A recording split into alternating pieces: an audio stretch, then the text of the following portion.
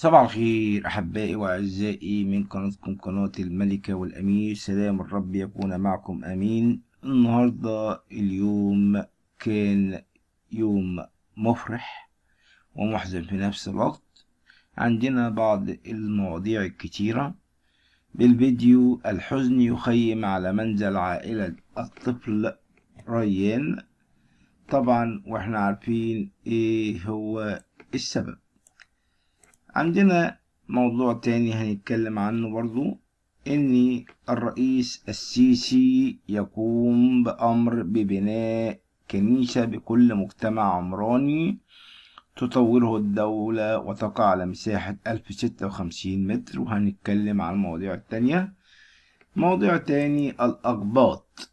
ماذا يحدث بالأقباط؟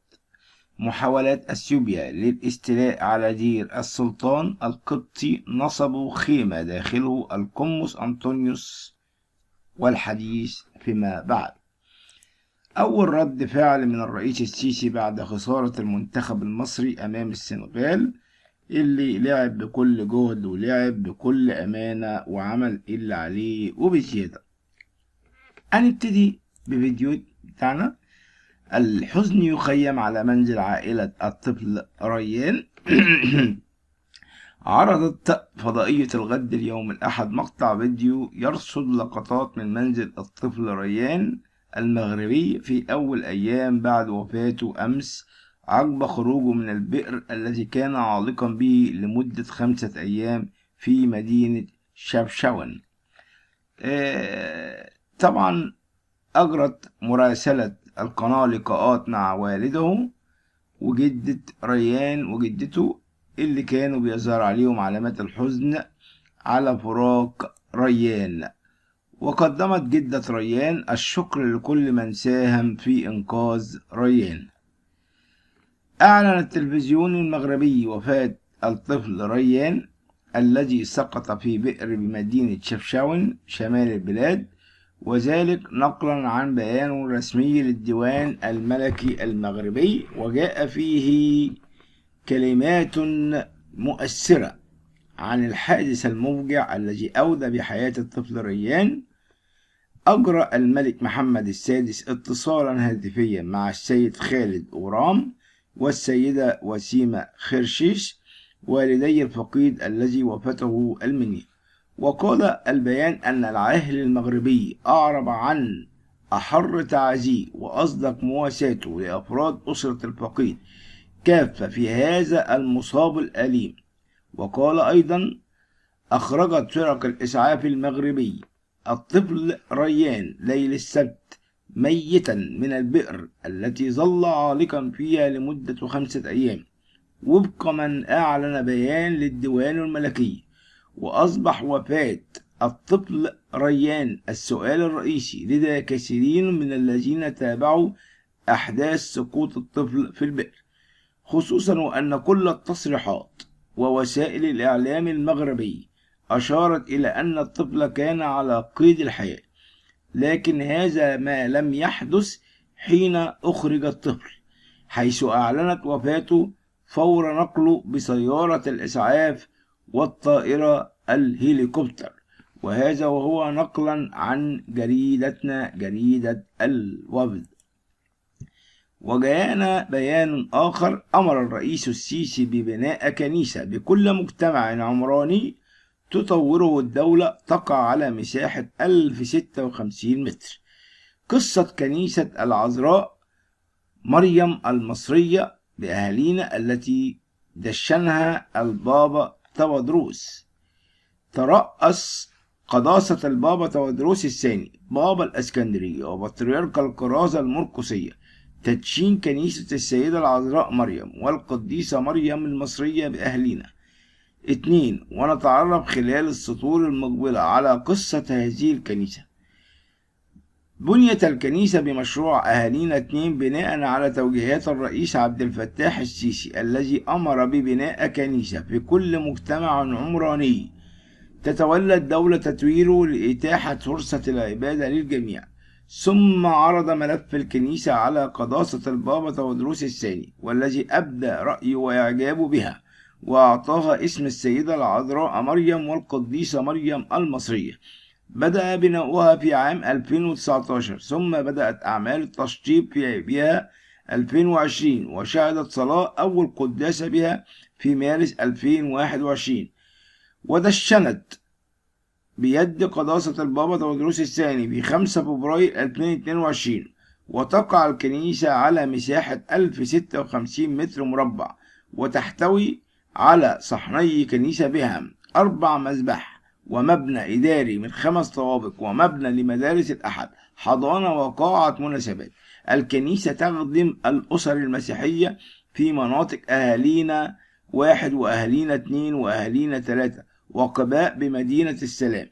وفي العظة شكر البابا الرئيس عبد الفتاح السيسي والقائد العام للقوات المسلحة والهيئة الهندسية ورجال الشرطة وكل من ساهموا في بناء الكنيسة، وشدد البابا على محبة الوطن أي الانتماء له والدفاع عنه، وقال: ومصر بلادنا متميزة ولها مكانة كبيرة في قلب الله، ونريد أن تكون بلادنا أفضل بلد، ونحن حاليا نسعى بشكل جماعي كمصريين كلنا نعمل لأجل مصر جديدة، جمهورية جديدة. وشيء رائع أن تهتم القيادة السياسية بالقضاء على ظاهرة العشوائيات، وأن تحرص على وجود مسجد وكنيسة في كل مجتمع عمراني جديد.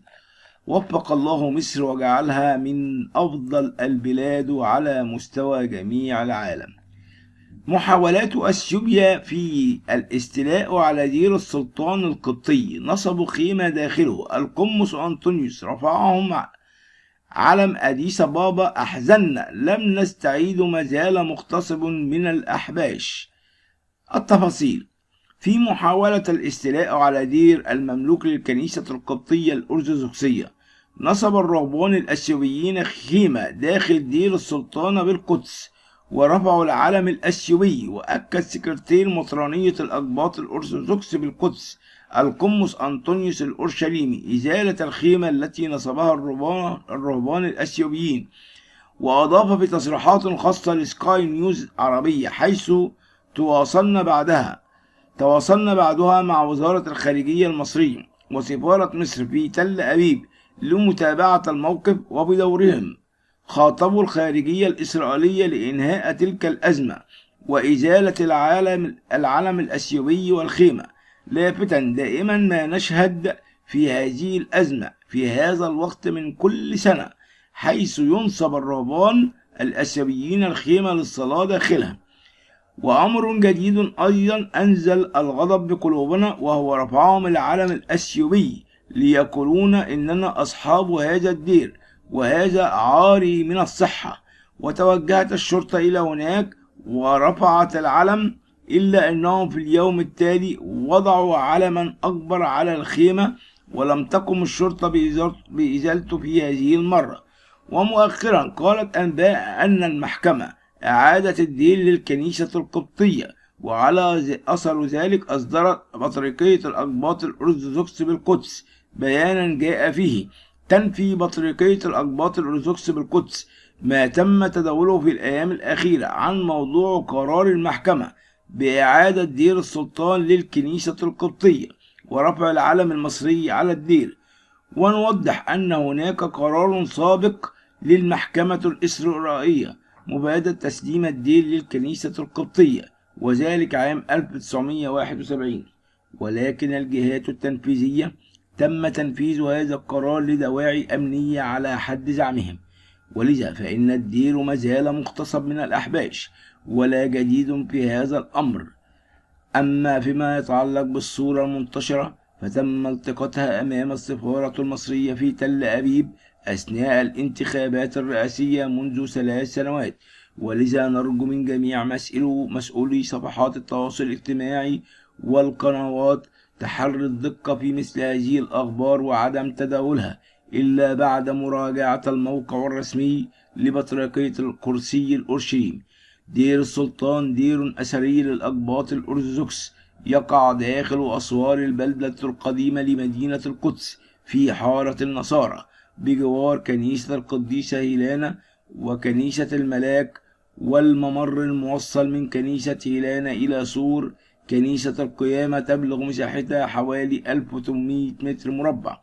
وتقول الرواية أن صلاح الدين الأيوبي أعاد للأقباط بعد استيلاء الصليبيين عليه، لذلك سمي باسم دير السلطان.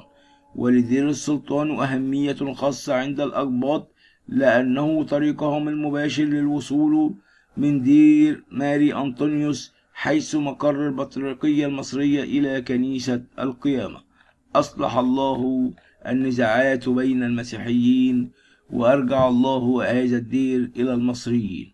خبر آخر وأخير، وهو خبر أول رد فعل من الرئيس السيسي بعد خسارة المنتخب المصري أمام السنغال. علق الرئيس عبد الفتاح السيسي في بيان له عبر صفحته الرسمية على فيسبوك لمباراة مصر والسنغال: أود أن أتوجه بكل التحية والتقدير للاعبي منتخبنا الوطني لكرة القدم على ما قدموه من أداء عال في بطولة كأس الأمم الأفريقية. وقال: وتابع السيسي: لقد أديتم ما عليكم وكسبتم احترام الجميع، وكنتم على قدر الثقة، وشرفتم بلادكم، وأننا جميعا على ثقة بأنكم ستعوضون هذا اللقب وتسعدون المصريين بالصعود إلى المونديال. وأضاف الرئيس: ثقتنا بكم وبقيادتكم الفنية لم تهتز، فما قدمتوه يثبت أنكم قادرون على تحقيق الأفضل إن شاء الله. كما قال رئيسنا السيسي ويهنئ المنتخب بعد صعوده لنهائي أفريقيا.